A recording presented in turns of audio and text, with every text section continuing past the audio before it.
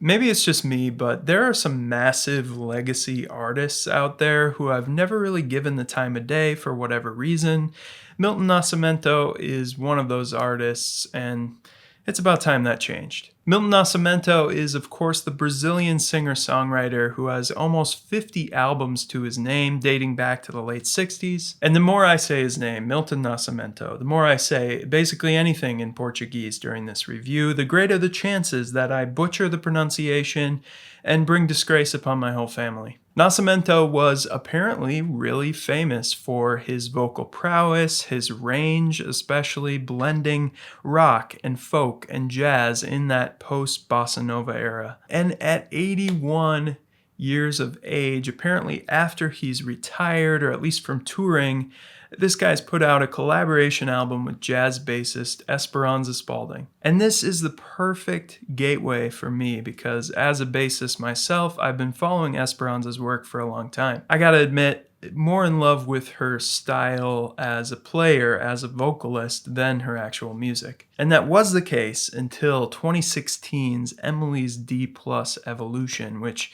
totally strayed from the kind of highbrow, NPR-friendly jazz soul approach. Going full prog rock, going full art rock on this album. It's a wild success in my opinion, an easy 9 out of 10 album. Still tied to her jazz pop singer-songwriter past, but with a newfound panache. The record just totally swept me off my feet when it came out, and ever since I've been hoping, I've been itching, I've been praying for something like it again. And this collaboration album is easily my favorite thing Esperanza's done since. Milton plus Esperanza features a mix of original tunes by Spalding and also some reinterpretations, some reimaginations of songs in Milton's catalog as well, some classics, but also covers of a Brazilian artist named Gwinga, and a Michael Jackson song is on this thing, a Beatles track. So pretty diverse, and it's clear here also that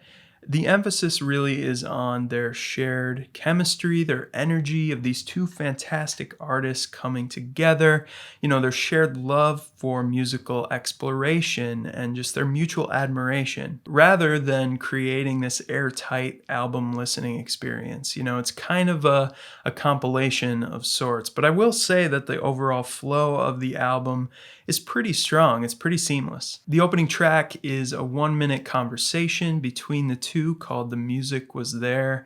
And that's really the spirit of the album, is for both these artists, the music was always there as a divine gift of sorts, as a constant comfort. The next track, Cais, is a Milton track from his history from the early 70s, from probably his most enduring and classic album, the album that you hear brought up when his name comes up, and that's Clube de Esquina from 1972. It's a low-key jazz sound with some light percussion and double bass and very transportive and arrhythmic piano lines. And the contrast between those two voices is jaw-dropping. You know, Esperanza's just soaring mezzo-soprano kind of range next to this rich, just lush baritone of Nascimento. The two sound amazing, especially when the two come together and sing in unison. You know, of course, it's 1 octave apart, but it's such a lovely sound. The subtle string arrangement on the song is just perfect. You know, the overall production is so pristine. The proggy guitar progressions underneath their soaring voices. It's all just working for me. Not to mention the actual song, which is also just totally brilliant, made up of 2 very distinct halves. The first very atmospheric and light, and the second a little more driving and busy. Outubro, or October, is another classic Milton track from his 1969 album Courage. And the reinterpretation here is another huge highlight for me. You know, you gotta have a really strong song at the core, which they do, but then the reimagination is so unique, so clever, and, you know, going back and listening to the original, it's very different. I love the kind of meandering nature of the verses, which again just highlight that rich baritone voice he has, and it's just so lavish, so sage-like. Then the band breaks into an uplifting chorus as the bass descends underneath these steady, high-pitched vocals. And then the song fades out with one of the most unique and beautiful vocal melodies. It's one of those melodies that just reawakens the sense of possibility in music, you know, that there are melodies that are still unwritten and still unimagined. It's hard to go wrong with a cover of A Day in the Life by the Beatles in some sense, because it's such a strong song that as long as you sing those melodies, you're probably good. But at the same time, it's easy to get it wrong because the song is so legendary that you kind of need to do it justice. And this is a super inventive cover of A Day in the Life. Lennon's A section of the song, if you will, is a very wholesome acoustic guitar and piano and bass, really focusing and clearing space for the melody and the lyric. They pull off that chaotic, bridging section of the song, bridging the part A and the part B, with this maelstrom of free jazz drumming and the piano is just going all over the place. Then you get that jaunty little McCartney piano part, and it's so bouncy, so fun. I love the way they chose to handle the McCartney vocal as well with these gang vocals. It's so smart. A cover of Michael Jackson's Earth Song is another ambitious one, but again, they pull it off and kind of change the song from this 80s pop production to a very organic jazz ballad. Everything that's great about the original song is really highlighted, really amplified, and everything that wasn't so great about it, the things that I think kind of sucked the life out of the song, the 80s production. Well, I think that some of these covers, some of these Nascimento songs are the major melodic highlights on the album. I love Esperanza's original compositions as well. I think they really stand toe-to-toe. Get It By Now is probably my favorite song on the album outside of Cais and Outubro.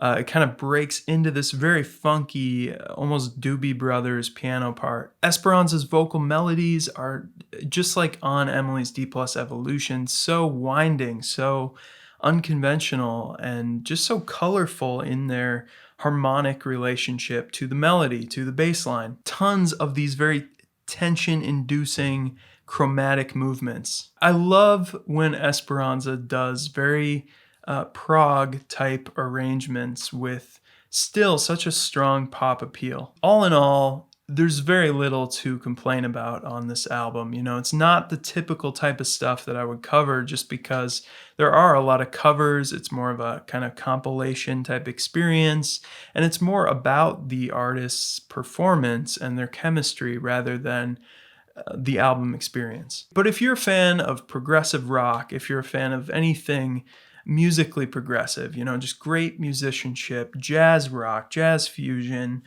singer-songwriter even, folk, just really music, then check this out. It's very clear that this was a lifelong dream of Esperanza's. I think Nascimento is one of her favorite, if not her favorite artists, and that energy, that enthusiasm and love just is so palpable. I also get the sense that this is an important artifact in music history. It's documenting what might be the last recorded music of a top 0.01% musician of our time. And I can't emphasize enough how outstanding this guy's voice is for 81. I get through the whole review and I didn't even mention there's a Paul Simon guest appearance. Please let me know in the comments below what you thought about this album. What do you think about Milton Nascimento? What album should I start with? Where should I dig in his discography? What you think about Esperanza's music? And if you love Emily's d+evolution as much as I do. If you don't think this will be your thing,